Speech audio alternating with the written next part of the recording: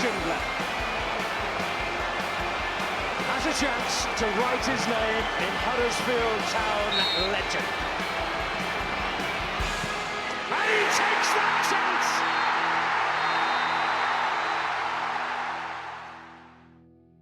Hello listener, it's Brady here. So you're about to listen to the Twitter spaces that we did last night in the wake of the news that Mark Fotheringham was sacked.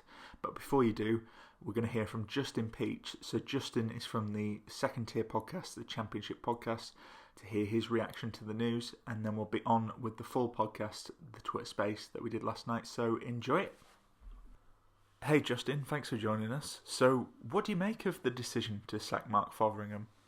It's definitely the right decision to sack Fotheringham. I thought his position's been untenable for quite a while, to be honest with you. A lot of what he says post-games is, quite frankly, bizarre and definitely not a true picture of how that game has turned out. So, as I say, I think his position has been inevitable. I think the amount of points, I think it's just 21 points out of 60 he's picked up since his appointment. It's just not good enough, and obviously not being able to score goals or create chances outside of set pieces has been problematic as well. It's just not something that's been solved by him, and therefore, yeah, it's just not a good enough tenure. And as I say, definitely the right decision to get rid of him. Should have been done a lot sooner, though, in my opinion. Does it improve their chance of staying up? I don't know. That's a really difficult question to answer because Huddersfield are in a very difficult position where the squad probably isn't as as good as the teams around them. Maybe I'm looking at Cardiff do have quality, but it's probably on the same level as Huddersfield. Blackpool have improved their squad significantly, maybe on the same level as Wigan and Rotherham as well. Not too many teams have better squads than them, and Huddersfield are sort of batting in and around the same ballpark as a few of those teams that are down there at the moment as well. So in a roundabout way, it does improve their chances, but it just depends on what manager Huddersfield go for and what type of manager they go for. It, again, is very difficult to answer because the pool of managers, I think, is going to be a lot lower because of the mess that's behind the scenes at the club, the mess in recruitment. Lee Bromby, the director of football, not really being an inspiring character to work for, the sackings that have happened this season, and the poor decision making. As a manager, as a young up-and-coming manager, as an ambitious manager, do I want to go to Huddersfield at this point? Probably not. So you're looking at a manager who's maybe trying to repair their reputation or trying to get back on the horse, as it may. So maybe a Danny Cowley might fit into that category. Certainly would avoid the likes of Steve Bruce and Chris Wilder. But yeah, Danny Cowley is probably the first name that sprung to my mind because again, he needs to rebuild his reputation, having been sacked by Portsmouth, and I think this might be a good opportunity to do it. I think if you can fight valiantly to keep Huddersfield up, that will certainly help. And I know in saying that he's already had a spell at Huddersfield, but he's a manager that gets teams organised, gets them difficult to beat, and does start to get the best out of individuals as well. So maybe he might be the best option at this point. Oh, just settle it down, play on. Can we settle it down? Hello everyone, how are we doing? Thanks for joining us on the Twitter space. A bit last minute, but that's Town for you, some news and how we're going to react to it. So what I would say is if you don't get too high when you win and you don't get too low when you lose, what happens when you draw? You get shown the door from the looks of it. Yes, this is our special emergency Twitter spaces. It's the Farewell Fotheringham special. I'm your host, Brady Frost, and I'm joined by my co-host and partner in crime, Matt Shaw. Thanks to everyone who's joining. I'm sure we'll get people joining throughout. I'm quite new to this, so bear with me. But how this is going to work tonight is you're going to hear from some of the voices you know and love from our podcast with their takes on the news. We're also really keen to get the thoughts of you all listening. So later we'll open the floor to get some of your takes and we'll look at who we want to next take the reins at Huddersfield Town. It's going to be a good job for whoever steps in. But before we do, let's recap the news, shall we? So this afternoon, the club released a 76-word statement announcing that Mark Fotheringham's contract at Huddersfield has been terminated. I'll read it for you. It's going to be very short, but quote, Huddersfield Town can confirm that it has terminated the contract of head coach Mark Fotheringham with immediate effect. His assistant, Kenny Miller, has also left the club. Narcic Pelac will take control of the team for Sky Bet's championship game at Wigan Athletic as interim head coach.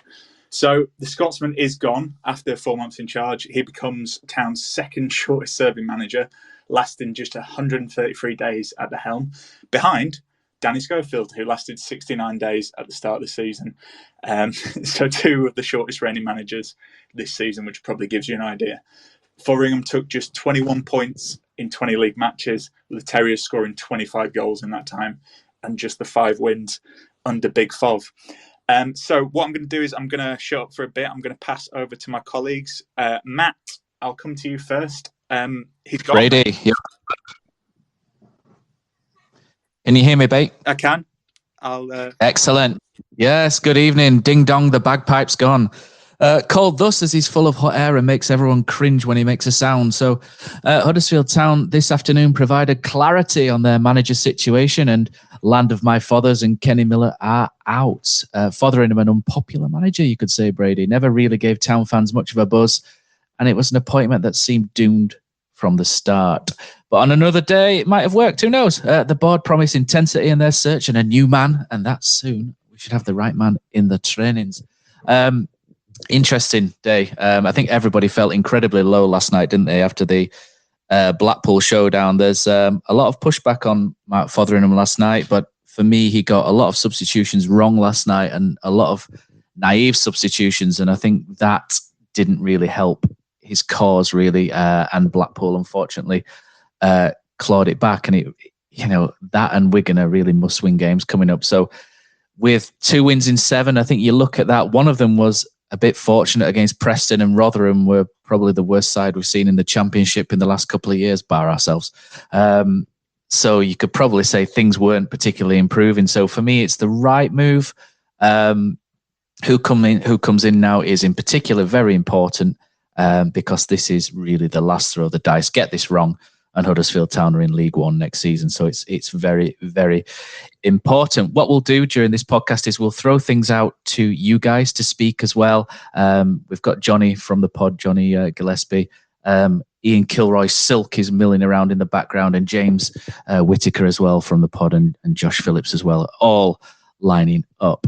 So if you want to speak, let us know, and we will let you in at a time when we're opening up to the floor. So because we obviously want to hear what you've all got to say and who you fancy as well. So I'll throw this back to you, Brady, and you can crack on with the show. Thanks very much, mate. Seamless, you'd hope anyway. So we'll see who's available to speak. We'll open it to some of our lovely pod colleagues. I'll come first to James. James, I'm inviting you to speak. Hopefully you know how to accept. But just while James sorts that out, we did a Twitter poll before we knew the news, saying, do Huddersfield Town stay up if they replace Mark Fotheringham? And 48.1% said yes, definitely, which took some surprise. The other most popular opinion was other, and depending on who we get in, which I'm sure we'll come on to. So while we wait for that, and I don't know if James has got access. I can't see him. This is going well. Just to throw this in, Brady, that if you do want to speak, it's best doing so on a phone. I think if you're on your laptop and you request to speak, the actual request doesn't come through to us due to a bit of a quirk with Twitter Spaces. So if you want to join in on this, you will actually need to do it on your phone. Otherwise, it won't come through, unfortunately. So Jonny's with us. Jonny I'm sure can jump in, can't he? He's registered as a speaker on here. But yeah, like I say, if you want to speak, let us know and we'll let you in. Great stuff. So Jonny, I'll come to you then. So 48.1% said yes, definitely Town stay up if they replace Fotheringham. Do you share that sentiment, and what are your thoughts on the decision? I think I probably do. I think I voted yes, just because I think. So a couple of people have texted me and said, who's going to come for the job? Who's going to want that job now? It's like poison chalice, they're guaranteed to go down. But I don't think we are.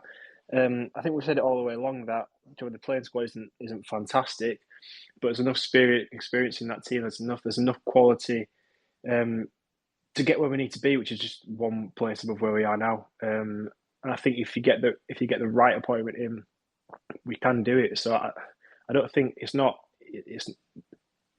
the players clearly haven't given up. There's clearly fighting there. I think one thing we could see from the Blackpool game was the fight from certain players when they clearly lost their heads as well. And at the back. But there was fight, there was drive, there's key individuals, big mouths, big personalities in that changing room that will help drive it. Irrespective of who comes in, I think the person who comes in either needs to be aligned to that, or we stick with a Chico and we kind of like galvanise together and kind of go as a unit. I think either or is personally, in my opinion, better than where we were. Do you know what I mean? A few hours ago. So football's weird. I said this to Matt earlier.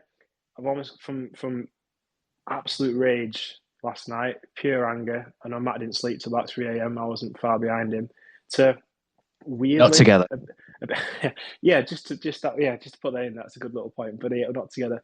But to weirdly excited. I don't know. That's too strong a word right now. It's a strange thing, isn't it, football, and what it can do to you. But we were only going one way. I know we had a bit of discussions in the group today around, how much blame can you put on Ford for that particular performance last night versus is it the players' experience that we've got, individuals who know better, do you know what I mean, with their careers to date? But I'm very much opinion that I think Ford's changes hindered us on a variety of different ways. We won't go into too detail, but I don't think he helped. I think it's a knock-on effect of various performances over his tenure as well, where he's not made right decisions. There's not been enough impetus. He's kind of not been too attacking, then been too attacking at the wrong time, such as last night. So I think personally, removing him from that position only helps Huddersfield. And again, it's got to be the right appointment. But I still think there's enough in that team that even as a unit together, I mean, even if we keep Chico and run as a unit together and listen to the voices, experience in that team has got enough. It's still fighting, and that's the main thing. We're not dead like we were in the Premier League season. So I do have hope. But yeah, absolutely the right decision, and it breathes a little bit of excitement in. Whether that lasts past Saturday, who knows? But that's how I currently feel.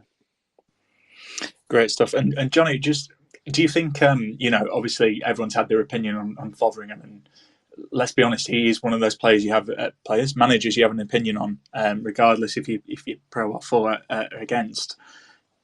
Do you think this is too late a decision, or is this perfect timing? I do feel it's too late. I'm a little bit surprised that it's happened, purely because I think if the club are going to do it, they probably should look to do it earlier. I think maybe after the Preston game would have been a good opportunity to get rid of him. I think the writing was on the wall then. I don't know whether the whole rules that maybe bought him time. I'm not sure. Personally, I feel that the situation when he was hired, it cried out for someone experienced. I understand the rationale behind the club making the decision, what they've looked to do, the model they operate under, and why they wanted to pick him. I know Robbie said he wanted someone who had worked with experienced coaches, and the press release at the time, which I've reread today because someone put it on Twitter, was heavily worded towards that. It more talked about who he'd worked with rather than his actual individual experience himself as the man.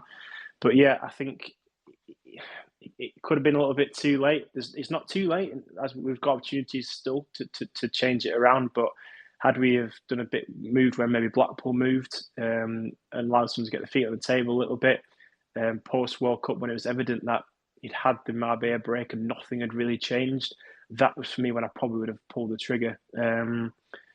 But yeah, for me, probably a little bit too late. But there's still opportunity to turn it around. We are in a better position now than we were post-Christmas. We are in a better position now than we were before we came in. So there is that to be said. We are only 1 point away. We have advanced last night, but we've got to recognise the teams we've still got to play. We've got some tough games. We play a lot of the top 10, which is a worry.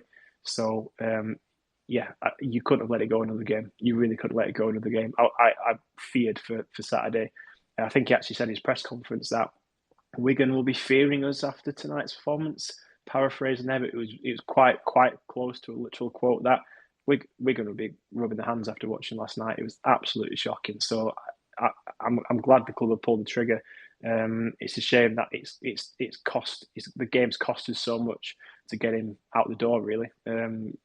But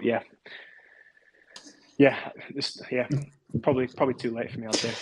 Oh well, let's hope there is a couple of us out there with positivity. But you're right, Jonny. Like it's where we are now, it is bleak. But maybe someone could could turn it around. Ian, I've seen you've been patiently waiting, so feel free to unmute and I'll ask you this. So there was obviously we read out the statement. It was just a very short statement, 76 words announcing the news.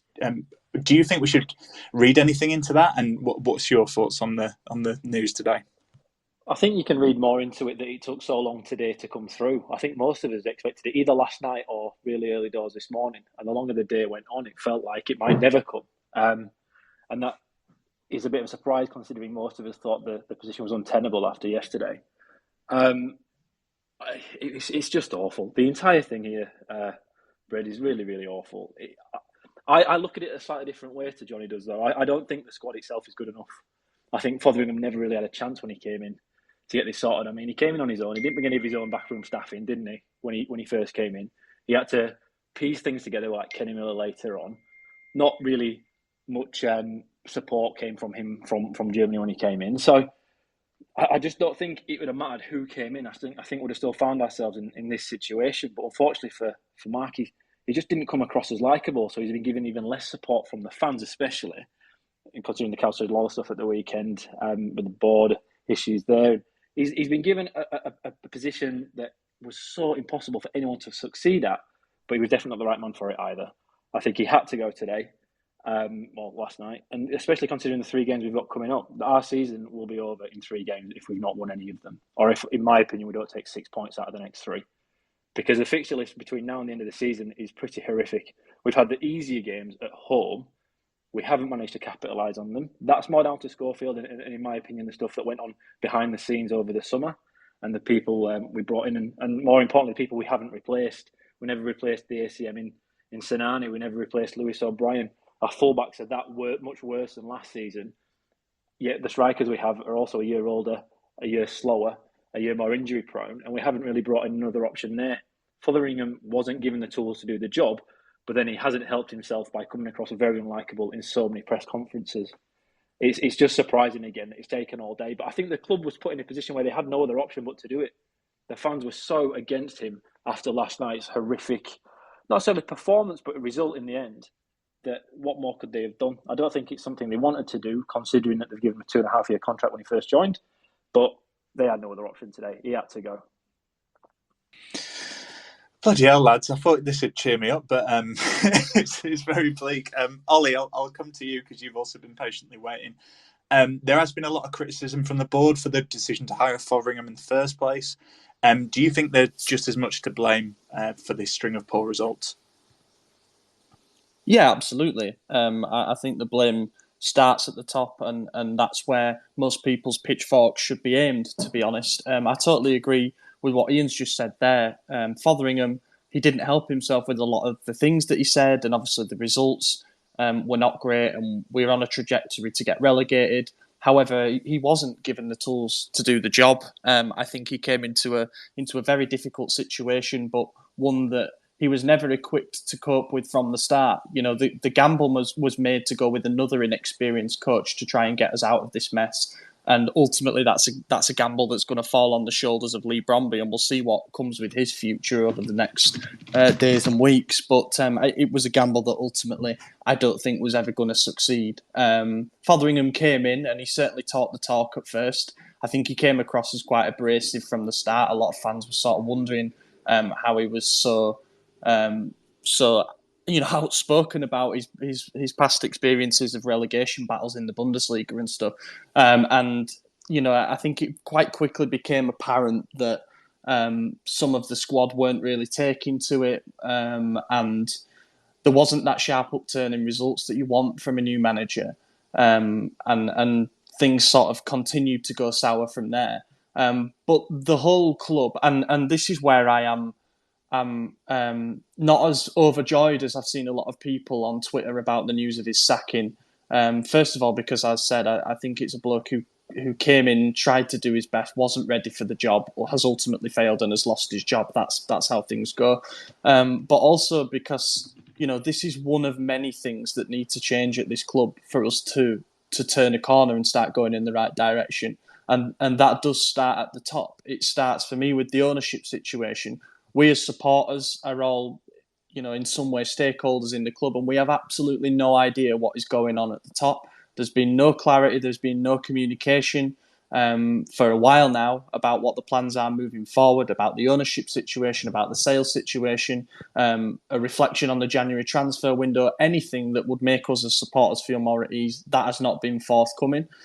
And that is why, for me, the most important thing that needs to happen is for the change of ownership to be done as soon as possible, because there is objectively no point running a football club or attempting to run a football club if you don't have any idea what you want to do, if you don't have any direction. We know how good things were under David Wagner, and I don't want to dwell too much on looking back to that particular era. But what the successful thing was we didn't have a load of money to spend, but we had everybody pulling in the same direction. We had one of the lower wage bills in the Championship, but ultimately the players knew that they were fighting for a cause, and they knew that there were competent people in charge above them. Now what we've got, and certainly what we had even now Fotheringham has left, is a lot of people in positions of power at the club that are nowhere near, good enough for the positions that they're in, unfortunately. Who's running what, who's doing what? You hear all kinds of rumours that do the rounds on social media, but I just feel that as fans we continue to be let down by the lack of communication from the club itself. And I hope that changes in due course, and I hope that this is just the first move in some sort of reshuffling that sees us heading in the right direction. And to that point, I think that the replacement that we get for Fotheringham will speak volumes about our ambition or lack thereof. We do need to go out and get an experienced manager, someone who knows the level, someone who's a bit of a stabiliser, what we should have done 100 and odd days ago when Foz was appointed.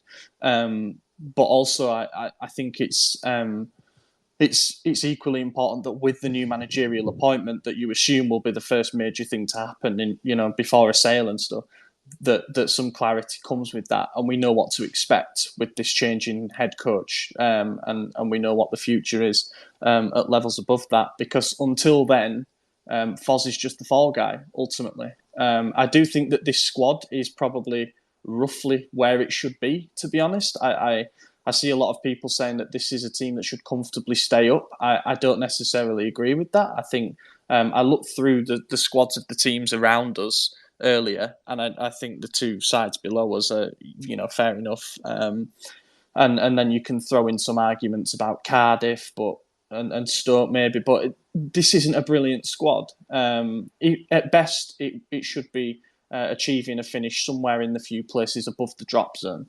So ultimately, that means that Fotheringham and Schofield before him were not able to perform miracles as the previous head coach was. Obviously, there was some player turnover in the summer. But the next manager, whoever that may be, the mission is survival, and then we build from there. But yeah, it's something that needed to happen, but I'm not absolutely jumping for joy like everybody else. Fair enough. You talked a lot about clarity there, Ollie, and someone who I know talks with a lot of clarity is Mr. Matt Shaw. He wanted to chat, and then Phil, someone who is a credit to his family. I'll come to you after, but Matt, you had something you wanted to say, didn't you? Clarity and intensity, Brady. That's what we speak with. I think just drawing back to a couple of things which Killer mentioned, Ian Kilroy, for anyone that doesn't know him as Killer. I think what's a really good point, and one I wanted to make in a little while, was that when Matt Fotheringham came over, he was pretty much given everything in terms of Fothers comes in, this is your staff, these are your players, and he wasn't really allowed much in the way of bringing his own men in. So I think the issue is when you come in as an outsider, then you're always going to be a bit of an outsider. He's not been able to bring a coach in was quite strange. I understand that Huddersfield will want to keep Narcis Palak and Clem for sure, because they get the fabric of the club and they've been here for quite a while and they provide a lot of continuity in the background, and they're both very popular with everybody at Huddersfield. But not allowing him to actually bring anyone in. And when you're coming in and you've got to recreate a philosophy, or you've got to get your point across, you need men in your corner and you need people to be able to back you up when things get tough. And Mark Fotheringham never had that. And I don't think I agree with Killer in that he not so much set up to fail, but it was made very difficult for him, that he had to come in and pretty much get everybody on side. And he is a bit of an abrasive character. You can see by the way he completely ruins Louis, poor Louis from Radio Leeds in his pre-match press conferences.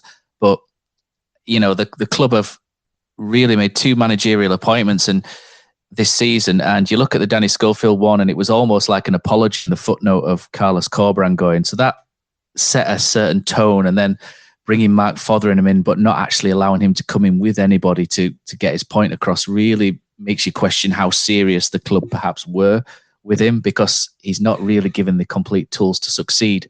I think the squad's a little bit better in certain areas than maybe what Oli said. I think lower mid-table's probably fair, but there's a really good point there in that we've had a lot of bad luck this season, and I think over the summer, not many people would have thought, Danny Ward's going to go, Jordan Rhodes is going to go, in terms of, being a bit older and looking like the not quite as sharp, shall we say, as last season. I'm trying to be not to be too cruel there, but a lot of things have gone against Fotheringham as well. Bad luck. A lot of things have gone against the club. You look back to the last Blackpool game where they didn't even switch the Hawkeye on and things like that, and it's a series of bad lucks.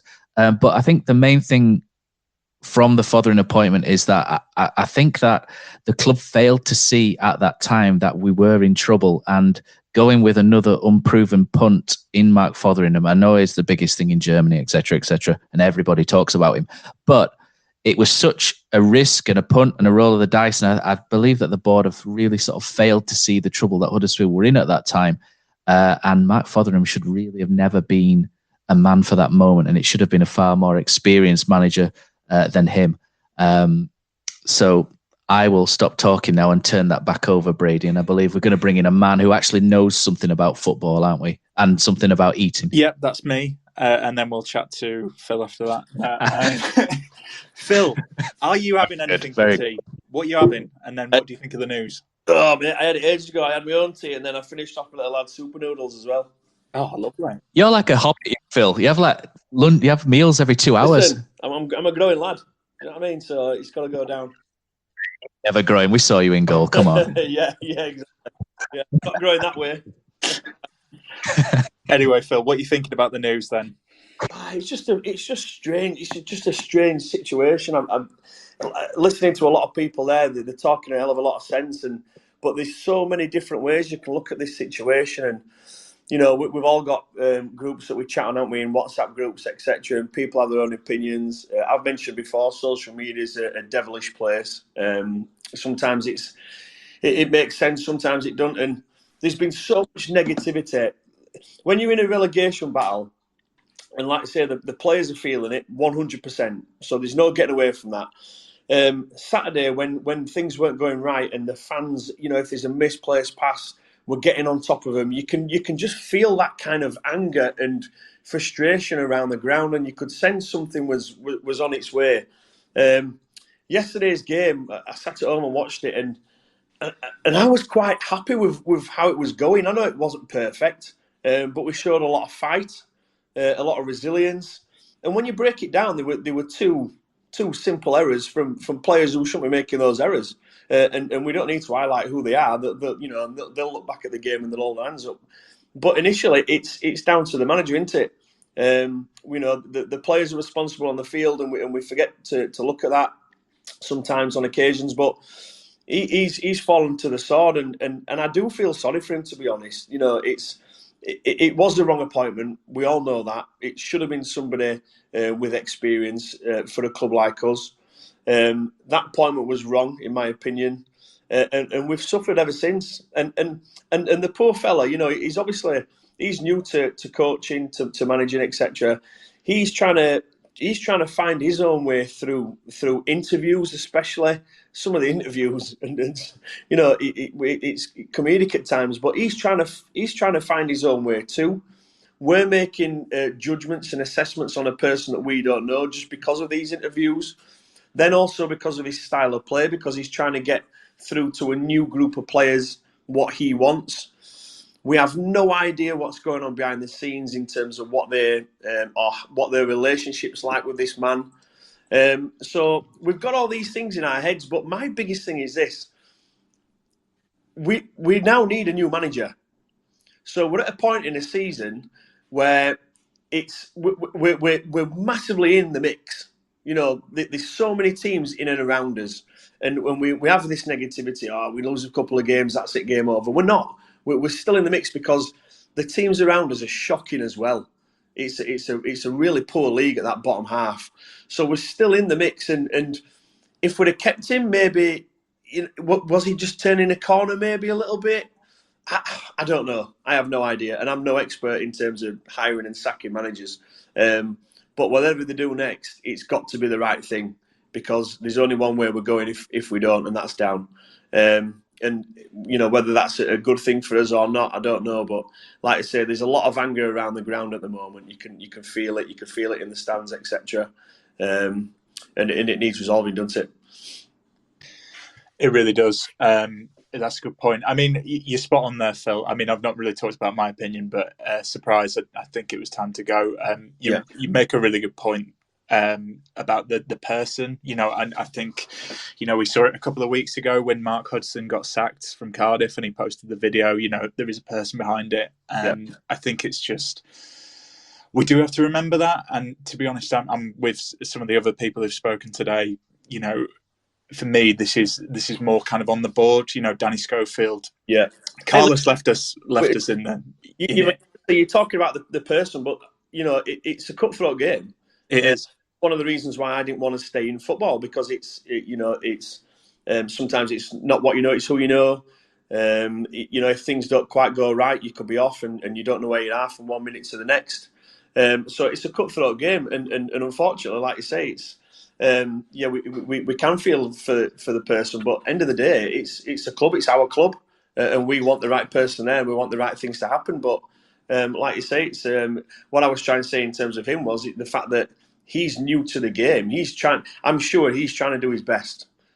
Whatever he did, whatever he said, whatever he tried to do on the field, he's not literally rocking up thinking that's not the right thing to do. He's invested in that 100%, and either the players get invested in it or they don't, and obviously, results have happened how they have, and it is what it is now. But it's it's a bit worrying, isn't it? It is. I thought you were going to launch into take that, and when you said whatever he did, he didn't mean it. Do we want him back for good? I think, judging on our Twitter polls, the answer is no. But you're right, Phil. You talked about our club. And I think everyone's been patiently waiting, but we do really want to hear from you guys. So, Matt, I'll let you take care of this. You can sort out who wants to speak. We've had a couple of requests. Thanks to everyone. Get Sandra on. Reveal yourself. Yeah, exactly. That is, in my opinion, that was the only negative thing, because I'm sure Sandra said that if he stayed into the Wigan game, that he'd reveal himself. So that's the only negative. But anyway, we move on. Yeah, so if you do want to speak, just let us know, and I'll jump in and I'll add you to the list of speakers. It would be really nice to hear from other people than our boring selves as usual. I can see Chris Green milling around there. Chris Green's always got something decent to say. So let me know if you want to speak, and I will add you in. I'm using some software called BlueStacks, and it's always a little bit ropey when people request. So bear with it, and it should hopefully come through. And then we'll get you on and listen to what you have to say. But Brady, I guess next on your agenda for people is we've talked about Mark Fotheringham, haven't we? It's about what's going to be next, I guess. And obviously, like I kept saying to Cozzy at the other night at the weekend, it's Chicho, not Chico. Chicho. It is Chicho, and he's going to take charge of the Wigan game. That's been confirmed. But the next permanent manager, just having a quick look at the betting odds. This is at time of recording, so if we will be posting this out as a pod in your pod feeds. So if you're hearing this now, woohoo! Checking on one of the betting websites, I'm going to read out the favourites in order. So Chris Wilder is favourite at 2-1. What an appointment that would be!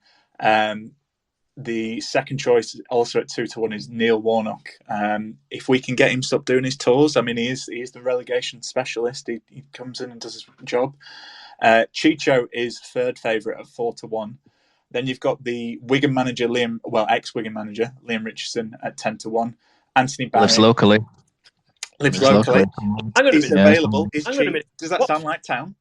What's Chicho's odds?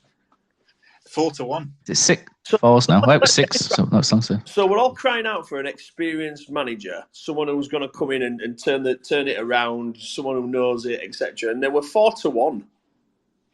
The thing is, I would say with betting odds, sorry to take the fun away from everyone, but if I go and lump a tenner on Jonathan Woodgate, who's 16-1, that'll probably shorten. That's just kind of how it works because they're just. You'd lose a tenner as well, Brady. I would, yeah. I mean, it'd be the best tenner I'd ever lose. I don't want Jonathan Woodgate. It's not bothered.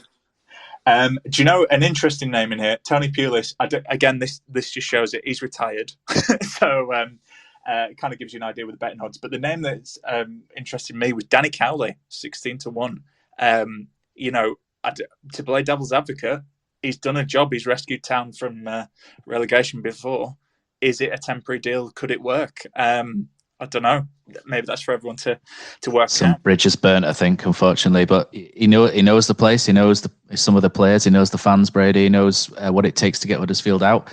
He won't have Jonas Lossell and Emil Smith-Rowe this time round, though. So that's Trevor Shelby. an interesting one. Oh, big Trev. How good was he at right back at the end of that season? Yeah. But there's maybe some sense in terms of Danny Cowley, but maybe there's also some bridges maybe that have been burnt because I don't think it was the most amicable of departures, was it? It was not. But Matt, I'll shut up. Do you want to open it up to the floor, and then when we've heard from a couple of fans, we'll hear from Josh and James. The legend that is Chris Green has requested to speak, and Chris is a massively dedicated Huddersfield Town fan who travels the length and breadth of the country watching Huddersfield Town. So I'm just going to try and accept this request.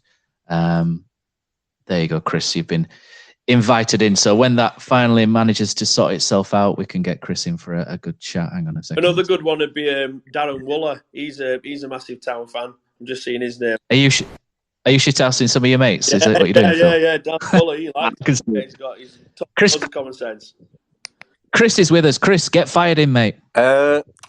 I'm very happy that he's gone, because I just don't think we could have stuck with him any longer, I think he should have gone really sooner, but obviously we stuck with him for longer and glad he's gone. Good riddance, and now it's all about who we get in next. We've got to make a good choice now. We can't be messing around getting another like Schofield or a like Fotheringham choice. We need to get experience. We're crying out for experience now. We can still stay up, but we've got to make the right choice here. It's very important. Who would you pick, Chris? I like the odds. The odds. The betting. I like Wilder so far. The early favourite. I would have him for sure because of what he did at Sheffield United. Wilder would be brilliant. Yeah. But what if we can't get Wilder? Who's next? Yeah, that's the problem. Jack. And Peter Jackson won't be a choice because I remember I was very young back in the days when he did that Great Escape season, but he's not a choice, No, he's not. I'm just joking. Yeah. No, that's great. Cheers for that, Chris. Next, you have to Wigan on Saturday as well? Yes, I go to all the away games with Lesko. Every single game. I don't like to miss a game. I feel like it's against the law to miss it, to miss one. Top man, mate. Your support, I'm sure your support of Huddersfield Town is much appreciated by those. Keep going, buddy, and we love to see those pictures that you keep posting. Okay. Cheers for that. Good man.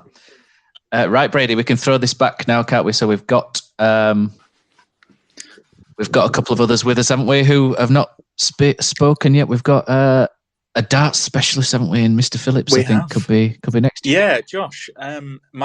Let's see if Josh hits the bullseye. I've got to stop. Lovely, better stop. Lovely. Go on then, Josh. The floor is yours. All right, lads. Well, my thoughts. I've never been a fan of the guy. What? Have you not? Yeah. I just never took to him. You know what I mean? I think it's the right decision. We're only going to go down under him. And I know people say he had difficult circumstances, etc. But in what other way would he have got a championship job without it being in difficult circumstances? No other club would have touched him. So I think he was lucky to get the opportunity. Didn't work out. He took it on. Fair play. Didn't work out.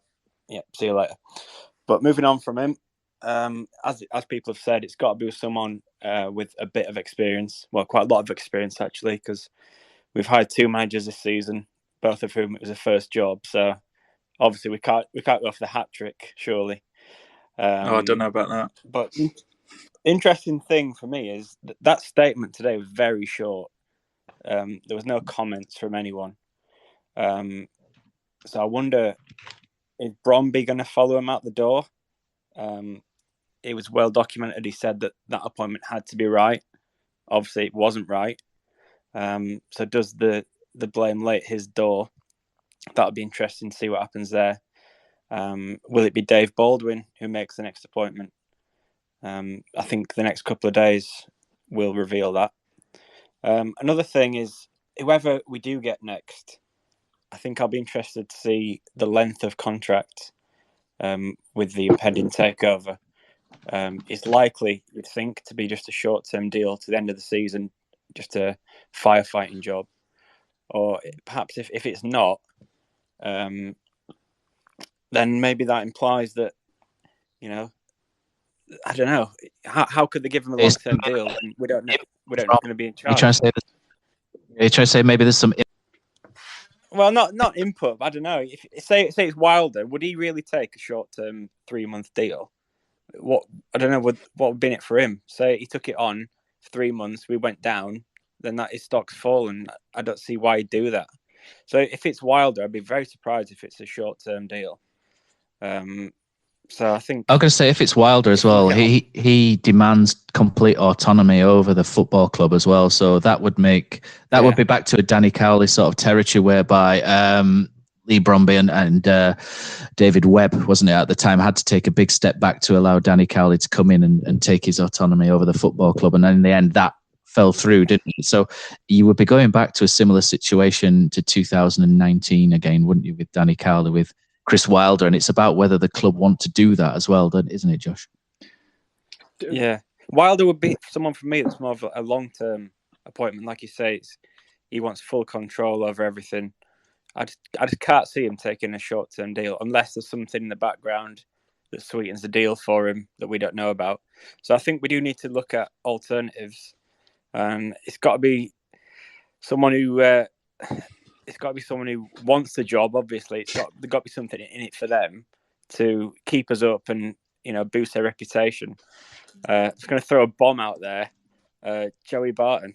Barton. Oh, we've talked about Joey Barton before, haven't we, Josh? And he's someone I think's come up on the rails as a manager lately. And I don't think he comes into this situation, to be honest with you. But I think if you're looking at a summer appointment, then he's an interesting name to have a think about, but I know that a lot of Huddersfield fans will, curl their toes at the very mention of his name, won't they?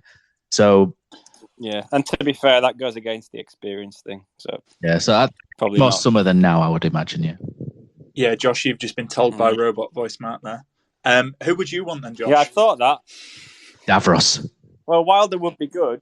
Wilder would be good, but I just can't. Something tells me that's not going to happen. So, just looking down the list, Warnock, obviously, it's been a long time out of the game now. Could he do it again? I'll be honest, I'm struggling looking at this list. Okay. Yeah, sorry. No, I can't offer anything. No one stands out. No, I mean, let's be honest. If you're appointing your third manager into a season in February, it's not a good sign. James, I'll come to you because you've been patiently waiting, and then we'll. Thanks to everyone who's been patiently waiting to request a sweep. We'll also come to you, James. Come on then. Me and you, James, we're meant to be doing the Wigan preview. Well, that's gone out the window. Who do you want in? All right, lads, can you hear me? I've had some issues with Twitter Spaces. Mark Fotheringham, not the only man to be sacked today. No, I'm only having a laugh. David Webb, mate. Yeah, he's been sacked. Former director. Well, I meant me as well, but no, I'm joking. So no, I think it's the scant options at this point, isn't there? I think that I agree with a lot of what's been said around, Chicho. Just to get his pronunciation right. I think. Well done, James. Well done. Both point. I think that, it goes back to the same thing. He's an inexperienced manager. I know a lot of people really want him to have it till the end of the season, but we've only seen him manage one game really, or maybe one or two. Correct me if I'm wrong, but yeah. So I think again, Wilder, Mark Fotheringham, he rubbed a lot of people up the wrong way. he divided a lot of the fan base, which was the last thing we needed, really. And I think Wilder's a lot like that. You know, he's a good manager, but a lot of what he said rubs people up the wrong way. And me personally, I've listened to some of his interviews and thought, what's this guy on about? So, you know, I think it's a really tricky one in terms of that. That's why I was never a huge, you know, I was never a huge Fotheringham fan, but I always thought I was always just wary about what else we're going to get. So yeah, it's a really tricky one. I think that it's just desperate how we've ended up in this situation, and like we've done it to death a bit now. But the appointment now just looks so poor in retrospect. I think they've got to go with experience. Apparently, Wilder's in talks, according to Alan Nixon, but he said that we were going to sign David Nugent, so I don't know. That could still happen, so right? Who knows? Who knows? I mean, again, like the rest of the list, half of them retired. It's not looking good, is it? I think they've got to change something. They can't keep going with this inexperienced managers model, because I think this is what's causing this boom and bust cycle, where one year we're third, pushing second, and then the following season we're down here. So yeah, it's been really poor. I think that yeah, whoever comes in, they've got a massive job. I think it was the right decision to get rid, but it's really difficult to see what the next appointment's going to be, because there's just no obvious choices. They're looking at them names. No. So George, you've also been patient. Cheers, James, for that. George, you've been waiting to speak. Any thoughts on who you'd want in? Because we're opening up the floor here as your new town boss. To be honest, it's a bit of a sticky one, because with the position we're in, it'd probably be ideal for someone who knows the players, because for someone to come in, yeah, they may have, managerial quality, which is something that we've lacked over the last few appointments. I think your best bet with the position we're in with money and stuff would probably just be leaving it for Chicho for the rest of the season and waiting for the summer to get a new proper manager in. Do you think that's because I've seen a few people mentioning that, but obviously he's someone who's not managed before. Do you think that's a bit of a risk given the situation we're in? I'll be honest, there's not a lot much more that could go wrong this season, and I think that's fair. It's just it's more about he's familiar with the players. What's he been with? Has he been here 4 years? 3 years? Yeah, 3 years. Something like that. Yeah, it's just with the last appointment. Obviously, it didn't work. Someone who's come in externally and has ripped the group apart clearly with the departures and stuff. I think it's just what we need now is just a sound head who knows the players and can, as we can see, obviously it's just one game, but he's got a tune out of them before for Cardiff, so hopefully he can get a few more results. Yeah, fair enough, George. No, thanks for that. So we're just gonna. I think there's a good point there, Brady. I think in terms of knowing the players, because one comment I mentioned earlier was I felt Mark Fotheringham's subs were a bit mad at the Blackpool game, and the reason why I felt they were a bit wrong is that he made 5 substitutions when you're looking to really see out a game, aren't you? You're 1-0 against 10 men, and the last thing you really want to do is to sort of go Harry and Matt Fotheringham has tried to finish the game off with bringing Knockout on, which was fine, with Karoma, Jaheim Headley, and there's a lot of subs there and a lot of not damage, but a lot of change to the structure and fabric of the team. And one thing I thought a manager who knew his players more would understand is that Josh Karoma is not the best at tracking back, and you've got a young left back in Jaheim Headley there who's going to need some help. And you look at the first goal, and Josh Karoma scores a wonderful goal. The conch comes out, everybody's happy at that moment, but he fails to track Lyons, the right back, and it's he gets caught ball watching. Whereas maybe someone who knows the players kind of thinks, do you know what? Actually, we need to keep someone like Jack Radoni who's running the line, to give a little bit of help to Jaheim Headley, because I know how Jaheim Headley works. So I think there's a really good point there by George in that. But I think the only sort of, not to piss on his chips, but I think last time Chicho had the gig against Cardiff, he said, didn't he, afterwards, that he doesn't want this full time and he sees himself as an assistant manager. But maybe he'll do it to the end of the season if we ask him now. give it Chicho to the end of the season. Took on the Andy Tate. So we'll just let a few more people in. Tom, I see you've been patiently waiting to request. I'm going to add you as a speaker. So while Tom joins that, if anyone wants to make the next betting odds a bit more exciting, go lump a tenner on Liam Rosenior because he's shot up the rankings. Do you know what? I think Ant from the Hull and Back podcast is listening to this. He's probably listening to see if we're going to suggest we nick his man, Liam Rosenior at 14-1. Liam Rosenior's doing a great job at Hull, and Hull are flying up the league at the minute. So 14-1, you might as well call that 4-1. That's never going to happen. Also in the list, an interesting one actually, Matt. I'll come to Tom very shortly. But Liam Manning, obviously he was kind of rumoured with the job. Don't know how true those rumours were, but when Carlos left, obviously he's out of work since getting sacked by MK Dons. What would you think of that? Because I've got to be honest, that looks like a bit more of a realistic one for me. One, because he's out of the job and he'll be free.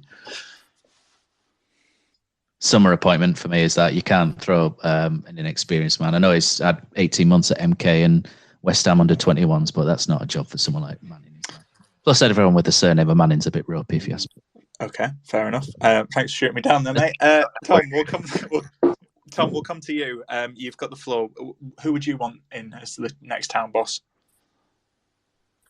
Chris Wilder for me is experienced and is a coach that I actually rate highly as well. Look what he did with Sheffield United in Premier League. But it didn't go so well in the second season. He didn't do that good at Middlesbrough, but Chris Wilder for me. Chris Wilder, fair enough. Can you see that happening though? I know he's the favourite, but in your hearts, do you think that's going to realistically happen? Probably not. Knowing Bromby, it'd be another cheap option. That's why I think Bromby needs to go now as well. Fair enough. Well, thanks, Tom. So we'll see who else is free. Matt, is there anyone who's requesting to join, or shall I just keep on rambling? Say who I want? Not that I can see at the minute, but we're obviously we're getting to that stage where we'll take anybody at the minute because we're desperate for people to speak. But that's not to downplay anybody. But yeah, I'd love to hear from anyone really. Interesting characters. I always love listening to Jerry, so I'd love to hear what he had to say. Josh Quirk in the shadows. Come on, get in there. Oh, I can actually see someone. I can see Paul. So Paul, I'm going to add you as a speaker. So Paul, while that connects, but the floor is yours. You can talk about who you want as the next Town manager. So Paul, should be all connected. Feel free to speak. It's muted. Okay. While he's doing that, we'll look at some of the other names. Sorry. Oh, hey up, Paul. So yeah, Paul, who would you want as the next Town manager? I think, it's been an interesting discussion tonight. I don't think we're in the luxury of a short-term, long-term position because just looking at the market at the moment, I don't think there's anything out there that can take us short-term. I know that people have talked about Warnock. He's retired. He's not coming back. We just need to get over it. So, we have to go here and now for somebody who's going to be longer than this season. Wilder is one that's talked about. I was on Radio Leeds last night and I was asked the same question and I said there's no obvious candidate. I did read today that Wilder was in talks with Aberdeen and that's broken down. And again, if you listen to some of the stuff from Radio Leeds tonight, they're suggesting that this decision was made by Baldwin and not by Bromby. And given his history, maybe he might have a line into that, and that might be one of the reasons that Aberdeen has broken down. You're looking at the list, and there is nothing that jumps out. I think we've made the move too late. One of the guys that I would have liked would have been Neil Critchley, who's now at QPR after Beale left. I think he did a fantastic job at Blackpool. Stupid mistake to go to Villa with Gerrard, and he would have been ideal. I think even good old Yorkshire Mick would have done something for us. You look at how Blackpool fought last night with down to 10 men. I just think we've probably held off too long to be picky for that, for what our next one is. So ultimately, it's been mentioned as well, Danny Cowley potentially coming back from what he did before. I get the bridges being burned thing, but I felt he was harshly Makes sense though, doesn't it? Yeah, I felt he was harshly treated by Hodgkinson and Bromby at the time. I think there's a chance there. The one thing that I would say is, we talked about familiarity with the players. Danny Schofield had familiarity with the players. That didn't work. So, Nasius, comes across as a great guy, but we made that mistake once. Let's not make it twice, and let's not get romantic because he won one game against Cardiff. I think, let's get realistic, let's get the hard head on, and let's go, right, who is actually going to drive this forward? I think as well, just on the Fotheringham thing, I take no pleasure in this at all, that Mark and Kenny have lost their roles. I absolutely, like any Town fan, I'm sure we're all the same, despite that, wanted them to succeed. But I think it became increasingly clear, and to me it became crystal clear, is around the time that Sorba went off to Blackburn, when he put something along the lines of, we've got wingers who are in form. What wingers were them? Because none of them were in form at that point. And that just, the constant BS, I think there's only so much you can take. So, Wilder is the ideal one. Danny Cowley is probably, the second one for me. Anything else, we're just rolling the dice again and hoping we get lucky. We've done it with Wagner, got lucky. We eventually got it right with Corberan. Let's not forget his first season, the second half of that season was absolutely abysmal, and we got spanked at Norwich, absolutely humiliated. It's difficult. There's nobody out there. I think I suggested on Twitter as a tongue-in-cheek, Stevie G. He's, which is way, and I know it's outrageous, but, you think about it, he's going to need to build his reputation after Villa. He ain't going to get another Premier League job anytime soon. And you look at his points per game, he's quite high. Unrealistic, but potentially that'd be quite a galvanising appointment. But I don't think we're brave enough to push the boat out for something like that. So, yeah. No, yeah. Well said, Paul. Well said, Paul. And, obviously not the same, but we've seen at Borough how Michael Carrick's come in and, I know he was an inexperienced manager, but, the respect he's probably got among the game. And, I would also say he's got some good assistants in Mike Phelan and Mullenstein. It's probably why he's doing well. But I've just seen we've got someone who's requested for a speak for a while. They've been very patient. I don't actually know the name, but they've got a fish emoji. So let's see how this goes. They're just connecting, and then we'll come back to Phil. The only thing I would say, just with Wilder, I know Jonny from the Borough Breakdown podcast, and they're really, it didn't work out at Borough, and he was angling for a Prem job. So again, does that put you off? Anyway, we've got the speaker here. So angling with a fish as well. Brilliant. I like that, Brady. There you go. Yeah. So, what's your name, mate? I'm assuming it's not the fish emoji. Yeah, it's Mike. Hi, Mike. So, yeah, who do you want in as the next town boss? Well, just echoing everyone's thoughts, really, that Wilder's the name that sticks out. Right. My only sort of point around that is that, the way he sets his team up, you've got both centre-backs like overlapping on the wings. And when I look at our centre-backs, I don't see any of those sort of playing that way. So I'm not sure we've got the right players, really, for him to have the instant success that we need. I read an article today where some Town fan had sort of put up some names, and there were Ishmael, who was, did wonders at Barnsley as a potential option, out of work after not doing well at West Brom. And also Dean Smith was quoted as a possibility as well. Bloody hell, Mike! I thought you meant Ishmael Miller at first. Then you've sent panic strike through me. Yeah, that's January transfer window from a bygone era. Yeah, I mean, one thing that I did come away yesterday from the game thinking is that you can't question, the new lad's passion. And, Knockout gets himself booked by jumping in Town fans and kicking advertising hoarding when we'd scored and looked like we were going to come back with 3 crucial points. I think Waghorn's work rate is an upgrade on Ward and Rhodes that we had previous. And Humbo's family were in the row behind me, all rooting for him to do well as well. So, I don't think it's quite as doom and gloom. Just we need to start winning games. yeah, Fotheringham's subs were, as you've already touched upon, just ludicrous. I mean, he brought on Headley yesterday for his debut. Obviously done well on loan at Harrogate.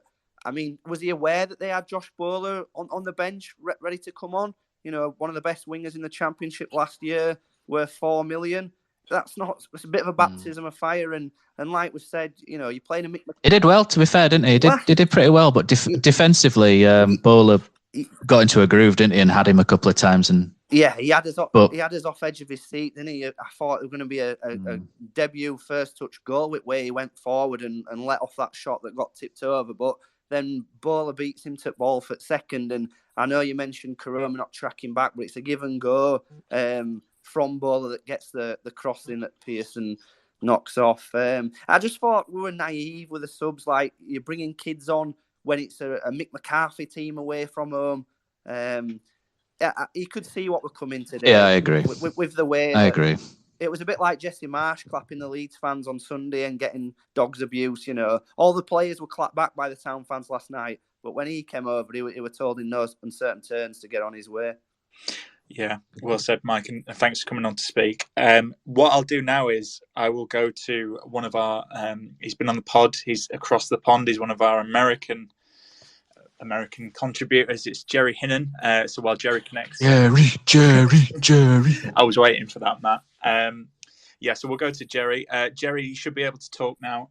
We'll probably come on to the Wigan game after this and quickly and what we think and how that's going to happen. But Jerry, we've talked a lot about Fotheringham. Obviously, he's gone and everyone's kind of voiced their opinion. But quickly, what do you make of that? And who would you want to take the reins as the new Town boss? If he's there. Jerry?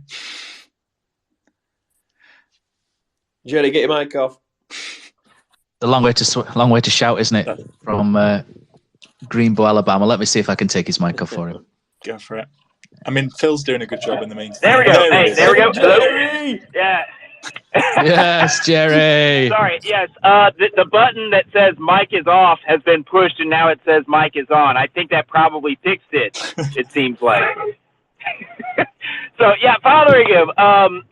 I get the argument for him when he was hired, and you say, well, we've got this Felix Magath disciple who's going to come in and kind of give this listless sort of squad that's still hungover from Wembley the kick in the pants, and they're going to be disciplined and organized.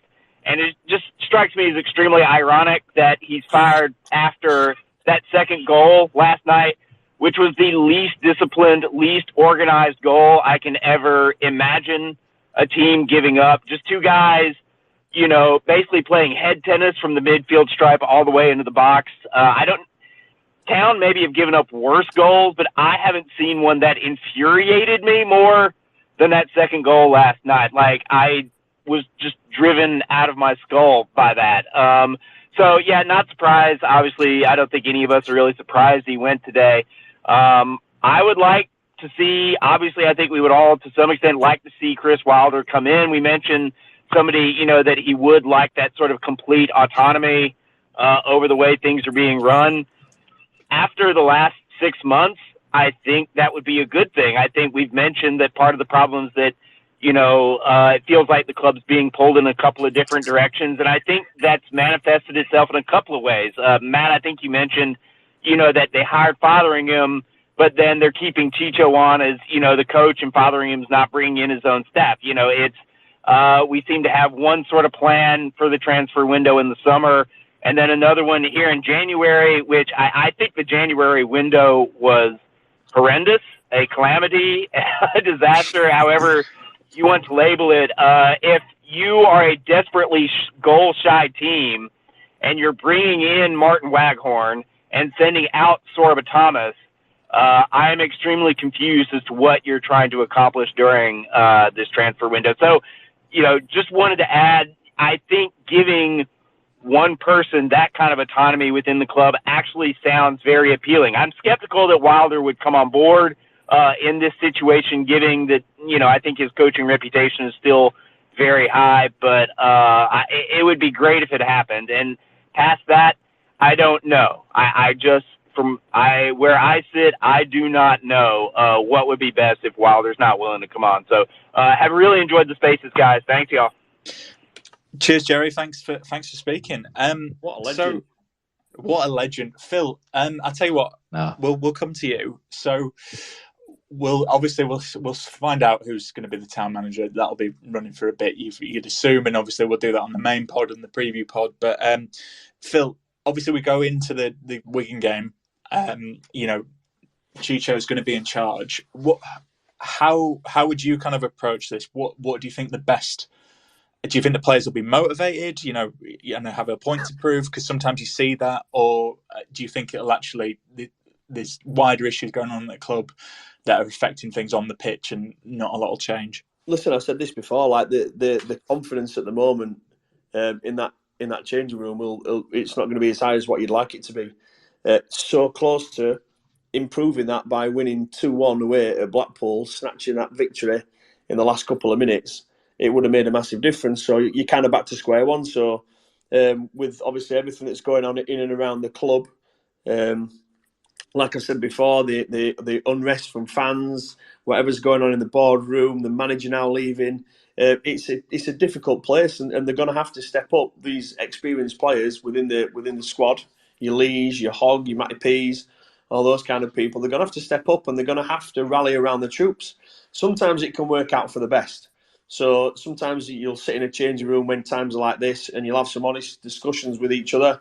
If the groups that are worth the weight in gold will be the ones that take it on board and fight for each other, which I'm sure these guys will, because we do have those kind of players. So I want to call him Chico. I would guess he's going to put his experienced players out onto that pitch in the next game. And maybe a little bit of flair on the wings. I couldn't believe he took Humbo off when he did, with 10 men down. It was his electric pace, really, really clever with the ball.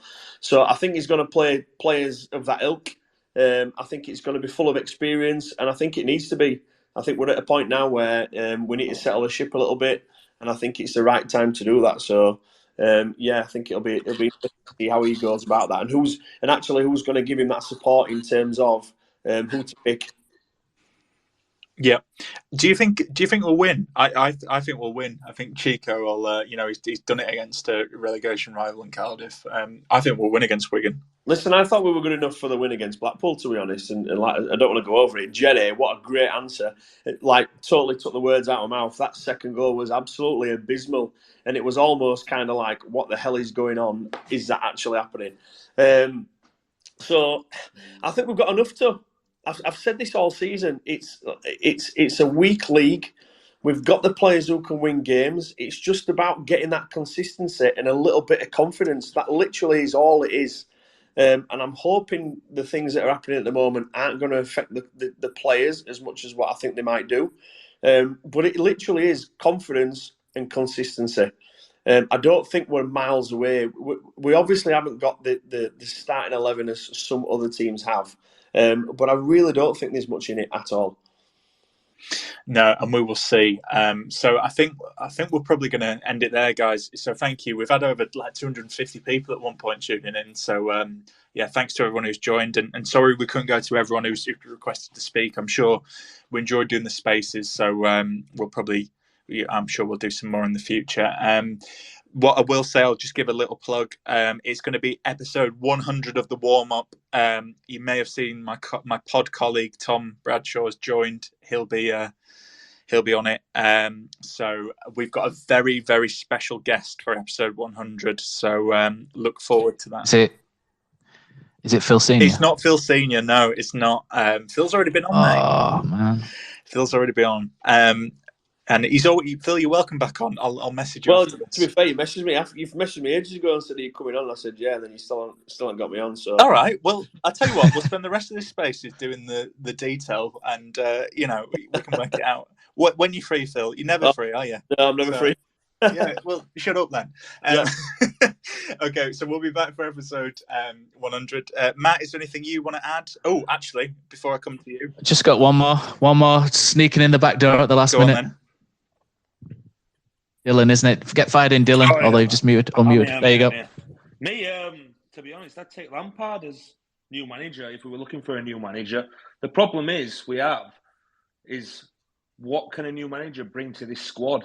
They've got no players to bring in. They dealt with what they've got there. What can we do to move forward? I suppose you'd hope there's a bit of a boost with a new boss in, and if you've talked about Lampard, obviously his reputation as a player, maybe that would be enough. But would you want Lampard? Is that the person you'd fancy? Same as the other person that said Gerrard. Both of them are good shouts, to be honest. I think they've got something to prove. You look at Lampard and Gerrard. Gerrard did a magnificent job at Rangers, and Lampard did a class job at Derby. They were just so unsuccessful in the Premier League because it's a tough league to go to if you're not at the club with the right funds, if you know what I mean. Whereas in the Championship, you look at the possibility of, say, for next season, say we stay in the Championship, with them two, you look at the possibility of loan signings and rebuilding this team to make us challenge next season. Whereas if we take a manager now, say Chris Wilder, for instance, people have been saying, and we get relegated, they're just going to jump ship again. So we're in the boat of looking for a new manager in Championship League One. If we go there, we're screwed. It's a process of redoing it all over again, in my opinion. No, it's a really good point. It's a really good point, Dylan. And like you say, I suppose we'll see. This next appointment absolutely has to be key. And I think we saw on the poll tonight, and some comments we got. We can still stay up. We're not out of it. It just has to be the right appointment, and we can do that. Thank you, Dylan. Thanks for coming on. So I think we will end it there, guys. So thanks to everyone for listening. And joining us, like I say, quite a few of you, so really appreciate it. Tom was listening on the plane as he landed in London as well, so he just wanted to say that. And he says, hi Phil, obviously you're his favourite player of all time. Hi Tom. Lovely stuff. Right, guys, so we will leave it there. So thanks to everyone for listening, and of course thanks to Magic Rock, who always sponsor our episodes. This will be going out as a pod in your feed, so if you didn't get a chance to tune in or you want to listen back, you'll be able to do so. So we'll end it there. Cheers everyone for coming on. Thanks for all your comments, and ta-ta for now, and up the town. So town, play up, bring the car back to Huddersfield.